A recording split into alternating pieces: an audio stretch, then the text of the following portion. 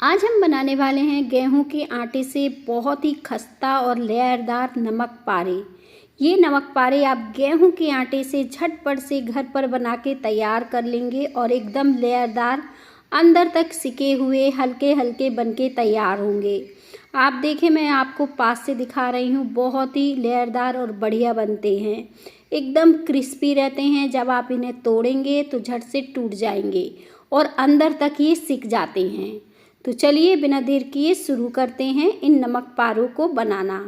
इन नमक पारे को बनाने के लिए मैंने यहाँ पे 2 कप आटा लिया है और यहाँ पे ये मार्केट वाला आटा है, तो पूरा 2 कप मैंने इस्तेमाल किया है। अब मैंने इसे इस थाली में डाल दिया है।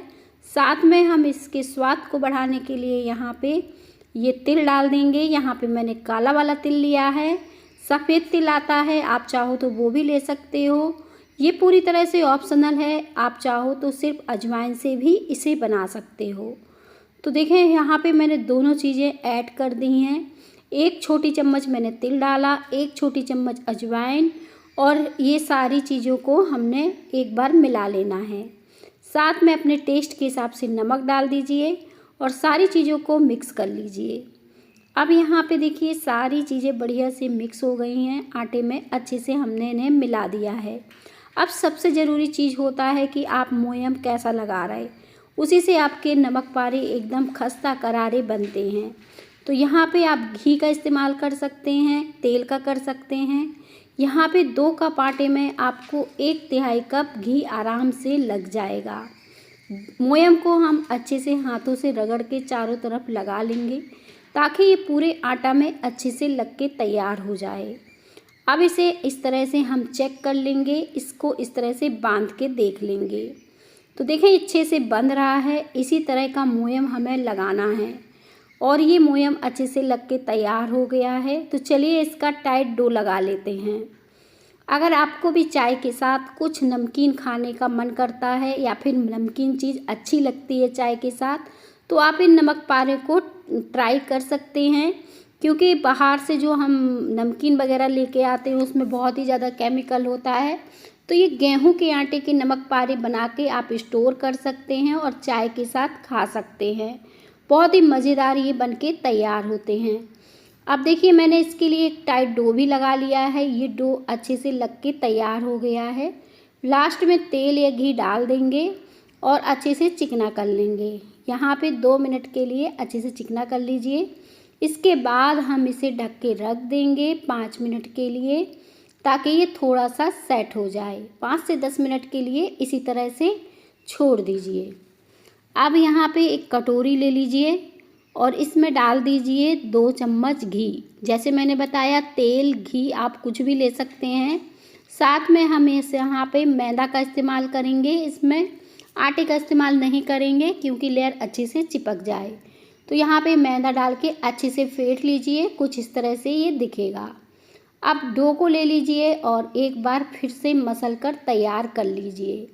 यहाँ पर अच्छे से मसल के चिकना कर लीजिए और थोड़ा सा लंबा कर लीजिए। यहाँ पे कुछ इस तरह से मैंने इसको लंबा कर लिया है। अब इसके पीसेस कट कर दीजिए चाकू की सहायता से, चाहो तो हाथ से भी तोड़ के तैयार कर सकते हो। तो देखें यहाँ पर मैंने इसकी 6 लोइयाँ तैयार कर ली हैं। तो बस इस लोई को हमें बेल लेना है और इसे हमें पतला ही बेलना है। आपको दिक्कत हो तो आप तेल लगा सकते हो, आटा या मैदा भी लगा सकते हो बेलते समय अगर दिक्कत लगे। तो इस तरह से पतला बेल के तैयार कर लेंगे।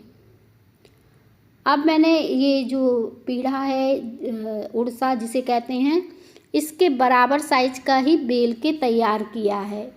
इससे ना हमने बड़ा बेला ना छोटा, तो एक साइज के हमारे बेल के तैयार हो जाएंगे। तो बस हम इसी साइज के सारे बेल के तैयार कर लेते हैं, कुछ इस तरह से, बिल्कुल हल्के हल्के पतले पतले इस तरह से। तो देखें यहाँ पर मैंने सारे इस तरह से हल्के हल्के पतले पतले बेल कर तैयार कर लिए हैं। बहुत ही जल्दी ये बेल के तैयार हो गए हैं। अब यहाँ पर जो साटा हमने बनाया था, इसे हम चम्मच की सहायता से या फिर हाथों की सहायता से अच्छे से फैलाते हुए लगा देंगे। साथ में एक रोटी को फिर से रखेंगे और दूसरे पे भी इसी तरह से फैला देंगे। तो यहाँ पर 5 बार हम ऐसा करेंगे और लास्ट वाली को हमें ऐसे ही छोड़ना है, उसके ऊपर हमें कुछ भी नहीं लगाना है। तो देखें इस तरह से साटे को लगाते जाएंगे और एक एक करके ऐसे रखते जाएंगे। तो देखिए सारी मैंने इस तरह से रख दी हैं। अब ये लास्ट वाली है तो इसके ऊपर कुछ भी नहीं आपको लगाना है, क्योंकि ये अभी बहुत मोटी हो गई है, तो इसे हमें बेल के तैयार करना है। तो देखें इसे हमने उठा लिया है ताकि हम इसे बेल पाएँ।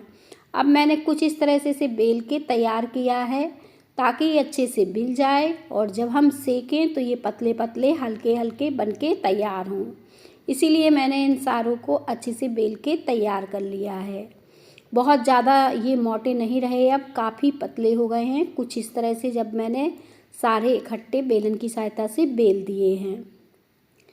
अब इसको फोल्ड करते जाएंगे कुछ इस तरह से दबाते हुए अच्छे से, ताकि ये फोल्ड हो जाए, अंदर से ये हल्का ना रहे, और इस तरह से फोल्ड कर लेंगे। इजीली फोल्ड हो जाएगा, कोई दिक्कत नहीं होगी। और बस इस तरह से घुमाते हुए इसे पतला कर लेंगे। पतला करना बहुत ज़रूरी है, नहीं तो हमारे बड़े बड़े नमक पारे बनके तैयार हो जाएंगे। देखें काफ़ी लंबा बड़ा ये रोल बनके तैयार हो गया है।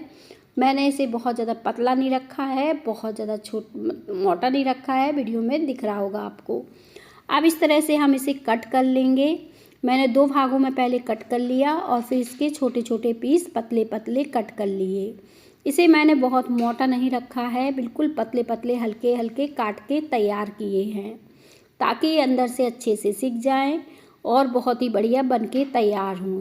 तो आप चाहो तो डायरेक्ट ऐसे भी इन्हें तल सकते हो, या फिर थोड़ा सा और पतला कर सकते हो बेलन की सहायता से हल्का सा बेल कर। तो जैसी सुविधा हो आप कर सकते हो इस तरीके से। चाहो तो सिर्फ काट भी सकते हो, चाहो तो थोड़ा सा इन्हें बेल भी सकते हो, जैसे मैंने बेला है। अब ये हमने सारे तैयार कर लिए हैं। देखिए कितने पतले और हल्के हैं, ये अच्छे से सिक के तैयार भी हो जाएंगे। तो चलिए इनको तल लेते हैं। तेल गरम करने के लिए रख देना है, मीडियम तेल गरम होगा वैसे ही हम इन्हें डाल देंगे, ताकि ये अच्छे से सिक के तैयार हों। तो धीमी आंच में इन्हें इसी तरह से सिकने दीजिए जब तक कि ये तैर के ऊपर ना आ जाएं। और थोड़ी देर बाद देखें ये तैर के ऊपर आने वाले हैं। आप चाहो तो इनकी और ज़्यादा लेयर खोलना चाहो तो मैंने यहाँ पे चम्मच का पीछे वाला हिस्सा लिया है, इससे दबा के इसकी लेयर आप खोल सकते हो।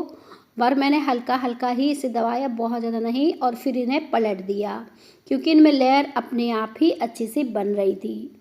तो बस इनको कलर चेंज होने तक हमें सेक लेना है। अब देखिए इन नमक पारों का बहुत ही प्यारा सा कलर आ गया है, एकदम क्रिस्पी से दिख रहे हैं। और बस इसे निकाल लेते हैं, क्योंकि इससे ज़्यादा कलर हमें इसमें नहीं चाहिए। बहुत ही बढ़िया ये लेयरदार बने हैं और एक भी ये कढ़ाई में खुले नहीं हैं। अगर आप इस तरीके से बनाएंगे तो ये बिल्कुल भी कढ़ाई में खुलेंगे नहीं, खाने में बहुत ही टेस्टी बनेंगे। तो देखें इसी तरह से मैंने दूसरे वाला भी सेक के तैयार कर लिया है, जैसे अभी सेक के तैयार किए थे। तो देखें अब हमारे सारे नमक पारे लेयरदार बनके तैयार हो चुके हैं। मैं इसे अब आपको पास से दिखा रही हूँ, कितने ज़्यादा लेयरदार और बढ़िया एकदम क्रिस्पी करारे से हैं। आज की रेसिपी आप सबको अच्छी लगे तो रेसिपी को लाइक ज़रूर करें।